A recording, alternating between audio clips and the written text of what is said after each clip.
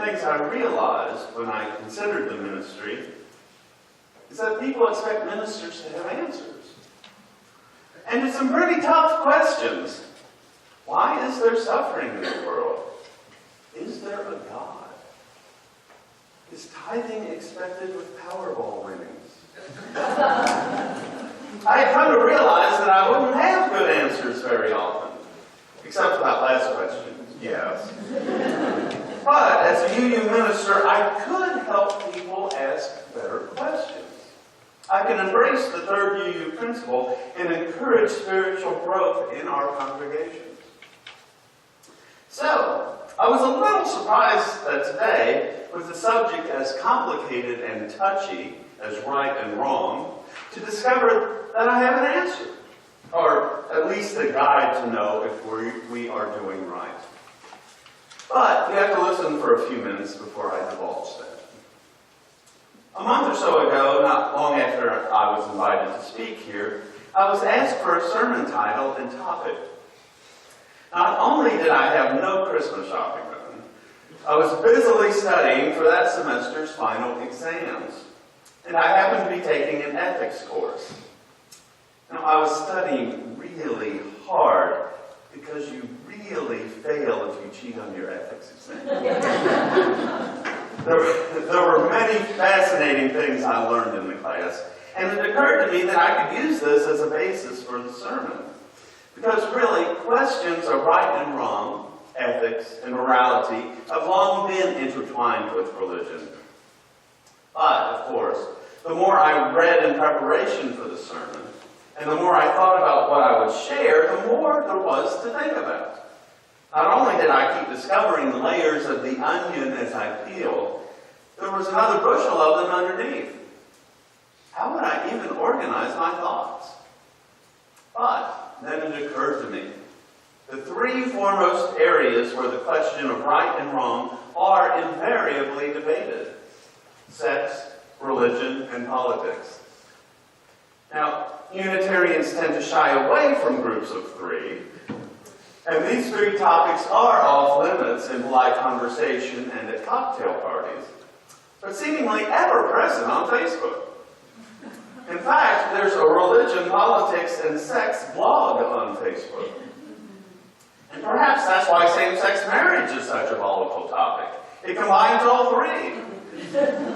But this trinity of off-limit topics has ended up being a sort of outline for my thoughts this morning. But before we get into the thick of things, let's put some definitions out there. Is there a difference between morals and ethics? Well, according to the Grammarist website, morals are the principles on which one's judgments of right and wrong are based. Ethics are principles of right conduct. So the two nouns are closely related and are often interchangeable.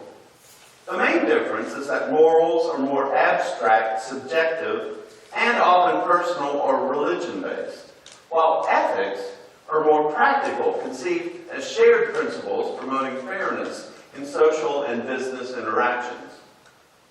For example, a politician's sex scandal may involve a moral lapse, a subjective judgment, while a politician taking money from a company he is supposed to regulate is an ethical problem. But, of course, both ethics and morals may have a part in both situations. The next definition isn't a word, it's a phrase, and an important concept. Moral discernment is the ability to look at a particular moral or ethical situation and say not only, I like or dislike this situation or course of action, but also why. According to theological ethicist James F. Gustafson, discernment requires some sensitivity and flexibility, some pluralism of consideration that is ruled out by dedicated allegiance to single principles of interpretation or criticism. Also, before we engage sex, religion, and politics, I'd like to either remind you of or introduce you to Lawrence Kohlberg's Stages of Moral Development. I'll be talking more about them in a moment. These stages of moral development are an adaptation of a psychological theory originally conceived by the Swiss psychologist Jean Piaget. The theory holds that moral reasoning, the basis for ethical behavior, has 6 identifiable developmental stages, each more adequate at responding to moral dilemmas than its predecessor. Kohlberg's 6 stages can be grouped into 3 levels of 2 stages each: pre-conventional, conventional, and post-conventional. According to Piaget, it is extremely rare to regress in stages, to lose the use of higher stage abilities.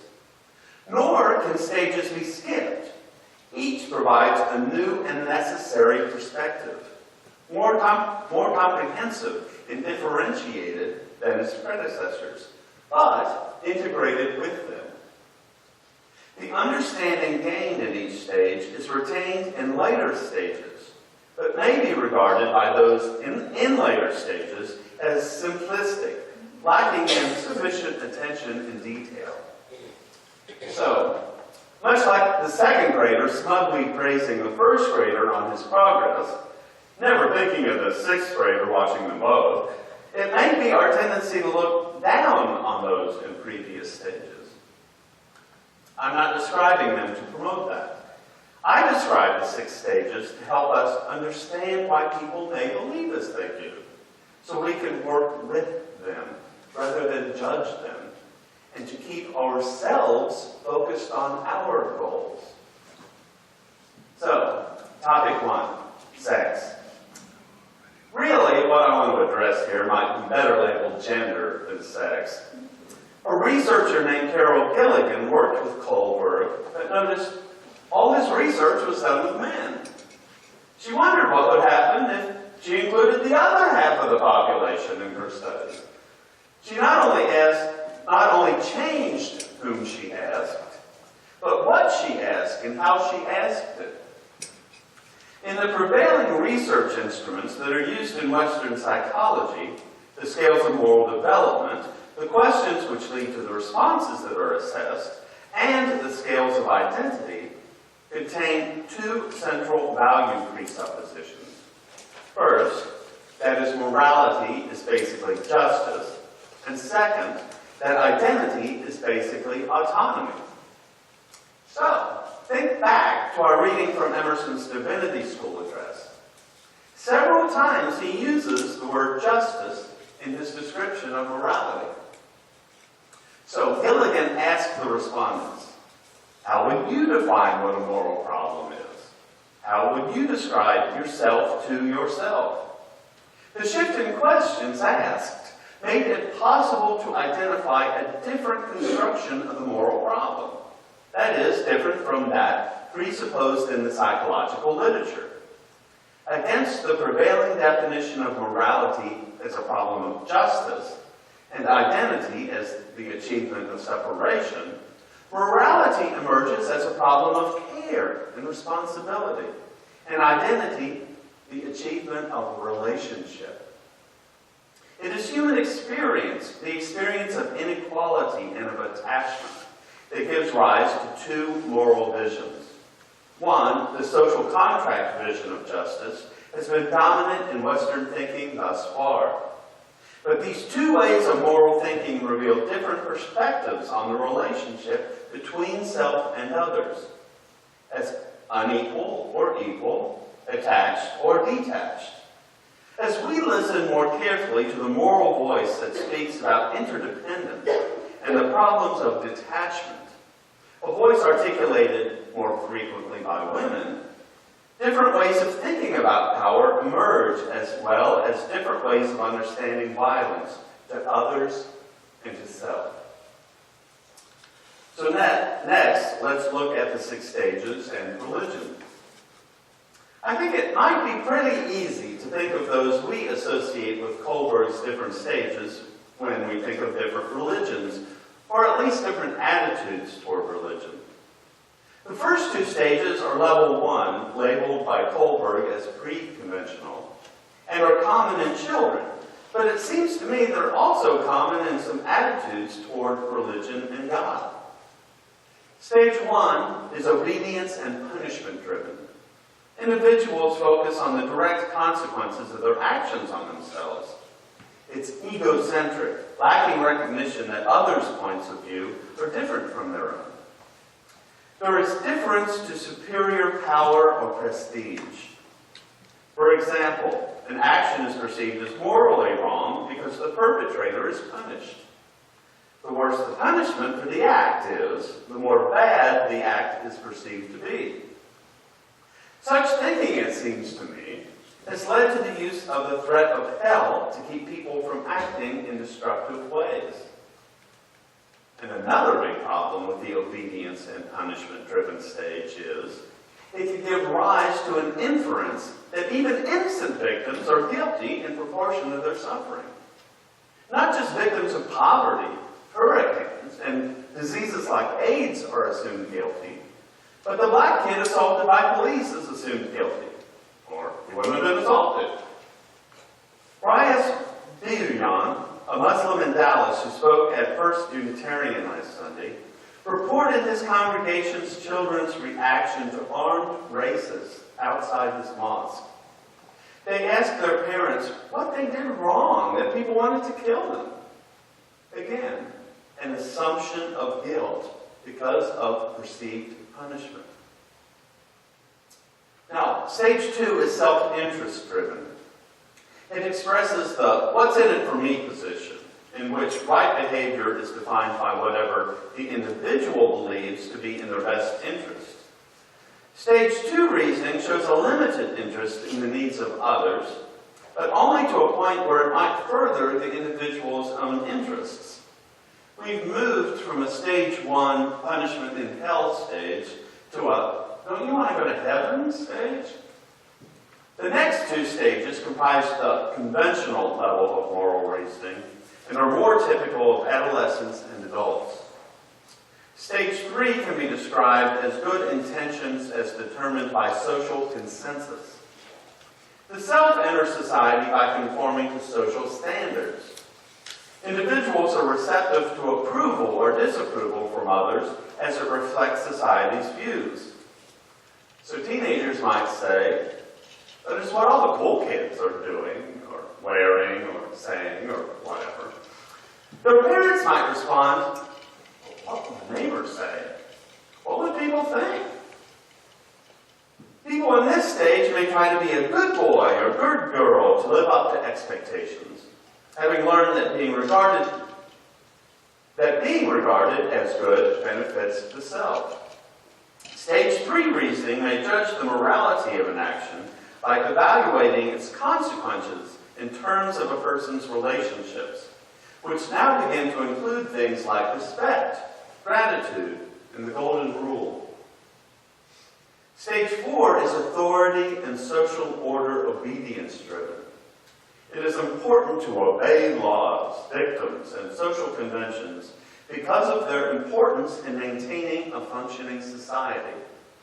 Moral reasoning in stage 4 is thus beyond the need for individual approval exhibited in stage 3. A central ideal or ideals often prescribe what is right or wrong. If one person violates a law, perhaps everyone would. Thus, there's an obligation and a duty to uphold laws and rules. When someone does violate a law, it is considered morally wrong. Most active members of society remain at stage 4, where morality is still predominantly dictated by an outside force. Now, this stage 4 thinking reminds me of those who might point to a verse in the Bible and demand that it be followed as they interpret it, no matter how clearly unfair it might be to women or gays or others. Or those school administrators who have a zero-tolerance policy, enforcing the rules no matter what the circumstances or consequences. Of course, laws sometimes clash, and people have to decide what to do about it. When Kentucky clerk Kim Davis found her narrow perception of rules, of of right and wrong clashing with those civic laws she had sworn to uphold, she had to decide what to do. And there is no small amount of disagreement whether her decision was right or wrong. Next, the post-conventional level, also known as the principled level, stages 5 and 6, is marked by a growing realization that individuals are separate entities from society, that the individual's own perspective may take precedence over society's view. Individuals may disobey rules inconsistent with their own principles. Some theorists have speculated that many people may never reach this level of abstract moral reasoning. But I find hints of our 7 UU principles in the descriptions of these stages. In stage 5, which is social contract driven, the world is viewed as holding different opinions, rights, and values. Such perspectives should be mutually respected as unique to each person or community. I hear shades of our 4th UU principle here, a free and responsible search for truth and meaning. Laws are regarded as social contracts rather than rigid edicts. Those that do not promote the general welfare should be changed when necessary to meet the greatest good for the greatest number of people. This is achieved through majority decision and the inevitable compromise. Democratic government is ostensibly based on stage 5 reasoning, and our 5th principle is the right of conscience and the use of the democratic process within our congregations and in society at large. In stage 6, which is universal ethical principles driven, moral reasoning is based on abstract reasoning using universal ethical principles. Laws are valid only insofar as they are grounded in justice, and our 6th UU principle is the goal of world community with peace, liberty, and justice for all. A commitment to justice carries with it an obligation to disobey unjust laws, which brings to mind a man we celebrate this weekend. Martin Luther King Jr. in his statement, "One has a moral responsibility to disobey unjust laws." His letter from Birmingham jail is an open letter written on April 16, 1963. The letter defends the strategy of nonviolent resistance to racism. It says that people have a moral responsibility to break unjust laws and to take direct action rather than waiting potentially forever for justice to come through the courts. Responding to being referred to as an outsider, he wrote, "Injustice anywhere is a threat to justice everywhere." And this may bring to mind another text, Civil Disobedience, published over 100 years before Dr. King's letter. It's an essay by American transcendentalist and UU favorite Henry David Thoreau. In it, Thoreau argues that individuals should not permit governments to overrule or atrophy their consciences, and that they have a duty to avoid allowing such acquiescence to enable the government to make them the agents of injustice. Thoreau was motivated in part by his disgust with slavery in the Mexican-American War. In stage 6, legal rights are considered unnecessary, as social contracts are not essential for moral action. Decisions are reached categorically in an absolute way, which involves an individual imagining what they would do in another's shoes, if they believe what that other person imagines to be true. The resulting consensus is the action taken. In this way, action is never a means, but always an end in itself. The individual acts because it is right, and not because it avoids punishment, is in their best interest, expected, legal, or previously agreed upon. Now, before we think, surely it's moral and intelligent use, we're all squarely in stage 6, I would suggest that very few of us are Dr. Kings of Henry David Thoreau's. I know I'm certainly not. And although Kohlberg insisted that stage 6 does exist, he found it difficult to identify individuals who consistently operated at that level. I believe it's more of a goal for most of us, rather than a place we reside. Now, finally, politics. I'm not sure if there's any place where folks can be so diametrically opposed in opinion, but so dead sure they are both the correct and moral party than in politics. A quick look at either the news or Facebook will prove this, especially the week of the State of the Union address and the presidential debate. We seem to have reached a fever pitch of demonization now in politics. We can all no doubt think of presidential candidates who vilify sexual and ethnic minorities, immigrants, members of the other party, and those who would support them. Unkind epithets and accusations fly both ways. What they have in common is that they group individuals into stereotyped groups so that sweeping generalizations can be made. It's all too easy to click like on an unkind meme on Facebook, making fun of a hateful stereotype of another person we'll never meet. I've certainly been guilty of it. It's far easier to disparage an unidentified member of a vilified group than to look into someone's eyes and do it. In the words of author and theologian Barbara Brown Taylor, the hardest spiritual work in the world is to love the neighbor as the self. To encounter another human being, not as someone you can use, change, fix, help, save, enroll, convince, or control, but simply as someone who can spring you from the prison of yourself, if you will but allow it. It's far easier to put on a yellow Standing on the Side of Love t-shirt and march at a rally than to calmly ask our obnoxious brother-in-law, whose political views are 180 degrees from ours, what led him to believe that way. One way of sidestepping our anger into understanding is, instead of thinking, what kind of idiot would think that? Or what kind of person would do that? Ask yourself, perhaps with compassion, what would lead a person to think that or do that?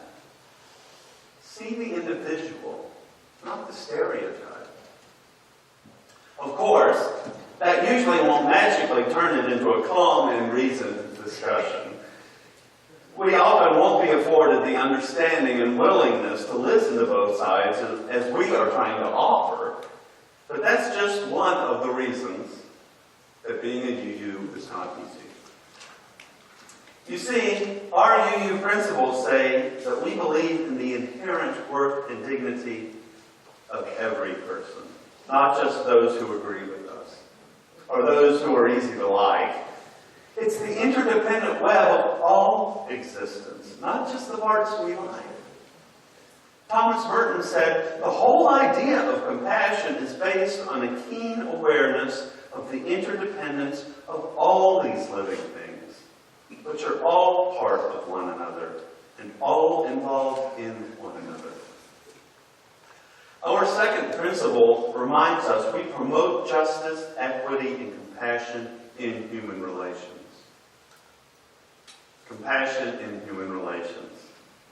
We are always and will always be faced with questions of right and wrong.